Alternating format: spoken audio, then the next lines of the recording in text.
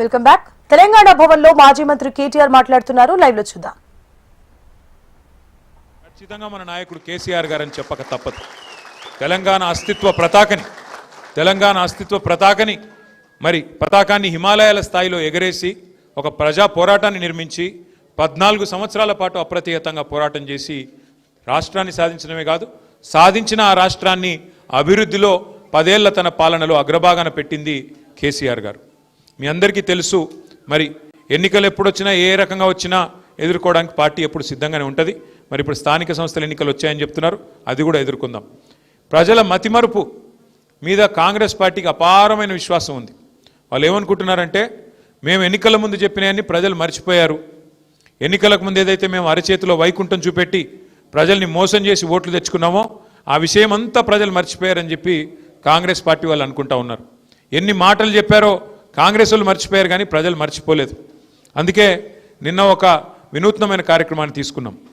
ఎన్నికలకు ముందు కాంగ్రెస్ పార్టీ ఇది మా గ్యారంటీ అంటూ గ్యారంటీ కార్డుల పేరిట ఏదైతే గారడీ చేసిందో, పెద్ద మనుషులకి 4,000 పెన్షన్ ఇస్తామని, మహిళలకి 2,500 ఇస్తామని, రైతులకు 10,000 కాదు 15,000 రైతు బంధు ఇస్తామని, కేవలం అసలుదారులకే కాదు కౌలు రైతులకు కూడా 15,000 ఇస్తామని, రైతు కూలీలకు 12,000 ఇస్తామని, ఆటో అన్నలకు 12,000 ఇస్తామని, ఇట్లా నోటికి ఎంత వస్తే అంత 2 లక్షల ఉద్యోగాలను యువతకి, నిరుద్యోగ భృతి 4,000 ఏదైతే చెప్తూ పోయినారో వాటన్నిటి విషయంలో మళ్ళీ ప్రజలకి ఒక్కసారి తిరిగి గుర్తు చేయడానికి, కాంగ్రెస్ గ్యారంటీ కార్డుల పేరిట చేసిన డ్రామాని గుర్తు చేయడానికే నిన్న మనం మన పార్టీ నుంచి కాంగ్రెస్ బాకీ కార్డు, అంటే కాంగ్రెస్ బాకీ కార్డు అంటే ఏ వర్గానికి ఎంత బాకీ పడ్డారు, రైతులకు ఎంత బాకీ పడ్డారు, అట్లాగే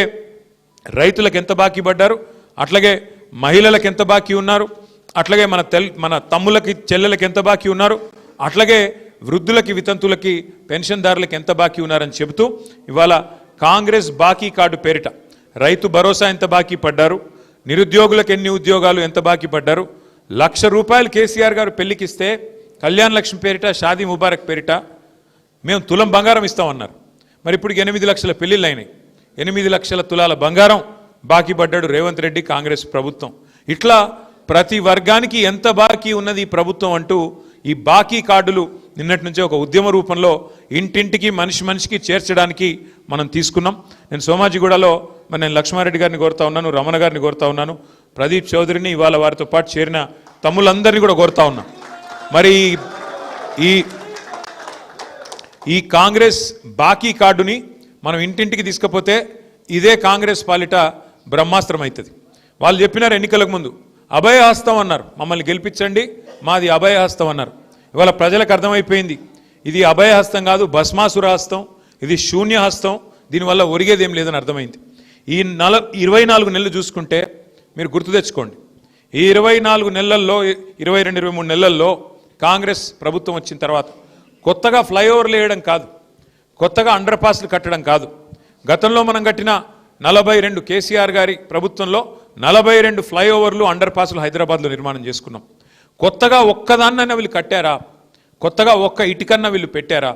కొన్ని కొత్త ఫ్లైఓవర్లు కొత్త అండర్ పాస్లు కట్టడం కాదు, ఉన్న రోడ్లనన్నా సరిగ్గా మెయింటైన్ చేస్తున్నారా అంటే ఈరోజు ఆ పరిస్థితి కూడా లేదు. అధ్వానం అయిపోయింది హైదరాబాదు.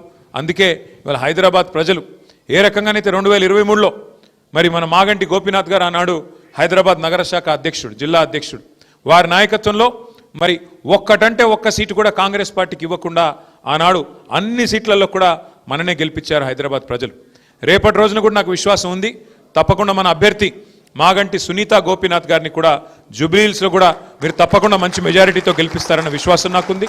అట్లాగే తిరిగి కేసీఆర్ గారు ముఖ్యమంత్రి కావాలి అనే ఆకాంక్ష ఏదైతే ప్రజల్లో కనబడుతున్నదో, అది అచ్చంపేట కావచ్చు, గద్వాల కావచ్చు, ఆదిలాబాద్ కావచ్చు, భద్రాచలం కావచ్చు, రాష్ట్ర నలుమూలల ఏదైతే ఆకాంక్ష కనబడుతున్నదో ఆ ఆకాంక్షకు అనుగుణంగా మనందరం కనుక ఈ రాబోయే 1-2 సంవత్సరాలు పనిచేసినట్టయితే తిరిగి సంక్షేమ అభివృద్ధి బాటన మళ్ళీ కేసీఆర్ గారి నాయకత్వంలో మనకి ముందుకు పోయేదానికి ఆస్కారం ఉంటుంది. కాబట్టి ఈ 1-2 సంవత్సరాలు మరి తమ్ముళ్ళు ప్రదీప్ చౌదరి లాంటి తమ్ముళ్ళ చేరిక వల్ల కూడా మన పార్టీ మరింత బలోపేతమై ముందుకు పోయేదానికి ఆస్కారం ఉంటుందని చెప్పి కూడా తెలియజేస్తూ మళ్ళొకసారి ప్రదీప్ గారిని వారి వెంబడ వచ్చిన యువ మిత్రులందరికీ కూడా పార్టీలోకి హృదయపూర్వకంగా సాదరంగా స్వాగతం చెబుతూ మళ్ళీ మా ఆడపడుచులందరికీ కూడా ఇవాళ సద్దుల బతుకమ్మ శుభాకాంక్షలు.